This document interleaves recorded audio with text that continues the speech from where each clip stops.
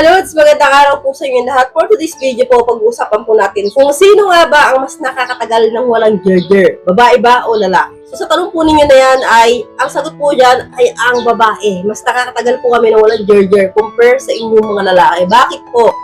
No, for example, Lods, no, kami po mga babae, kapag po kami ay na single mom, no? Kanyari, iniwan kami ng asawa namin. Naging single mother kami, o iniwan kami ng jowa namin, naging single kami. Kami po, mas nakakatagal talaga kami ng walang gerger. Kasi po kami mga babae, Lods, no, bihira naman po kami malibugan, no? Bihira po namin laruin yung aming mga sarili. Kaya po, talaga nga namang bihira talaga kaming magsarili. Kapag po ang babae ay dalaga, focus na po yan sa kung anong ginagawa niya sa buhay, nag-aaral, nagtatrabaho. Kapag naman po ang babae ay single mother, iniwan ng dating asawa, o iniwan ng jowa dati, bihirang-bihira pa rin po magsarili yan.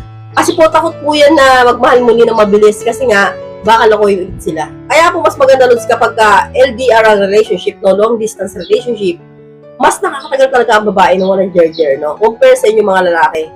So kami po, kunwari, no, kami po mga babae, Lods, iniwan nyo kami dito sa Pinas para magtrabaho sa ibang bansa. Medyo kampante pa yung mga lalaki na kami po ay hindi makipag-gerger sa iba. Kasi po, mas nakakatagal talaga ang babae ng walang talik. Pero ang tanong, kayong mga lalaki, kaya nyo ba? Siyempre hindi, no? Kayo po mga lalaki, kadalasan, karamihan sa inyo ay nagsasarili para makaraos. So, aminin nga, ilang beses kayo magsarili sa isang linggo? Diba? Almost every day? O kaya naman every other day.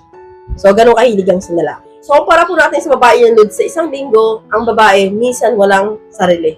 Kung meron man, isang beses sa isang linggo. So, yun po yung pagkakaiba ng babae at lalaki. So, ako Lods, nung single mom ako, 3 years ako walang gerger, gano'n, diba? So, 3 years ako single mom. Ang ginagawa ko lang, nasa sarili lang ako. So, nakakatagal ako ng walang gerger. So, kung gusto ko man Lods, ang dami lalaki, anytime pwede ako magsama din sa bahay, magpa-gerger ako, and then palit na naman ako. Kayang-kaya, pero ako mas iniisip ko na, ang gusto ko maka-gerger, yung lalaking talagang gusto ko. Yung lalaking talagang pangmatagalan, yung talagang mahal ko. So, ayoko ng one night stand lang. So, sa inyo mga lalaki, karamihan, no, hindi ko nilalahat. Karamihan, no, okay na sa inyo na one night stand. Basta makaraos na maka-gerger lang. Kahit di ninyo mahal, kahit nabayaran nyo pa, basta makuha nyo ang isang babae. Pero karamihan may mga lalaking hindi po ganun yung mindset, no, marami pa rin po na lalaki na matitino. Na ang gusto, ang kanilang gerger ay talagang mahal nila.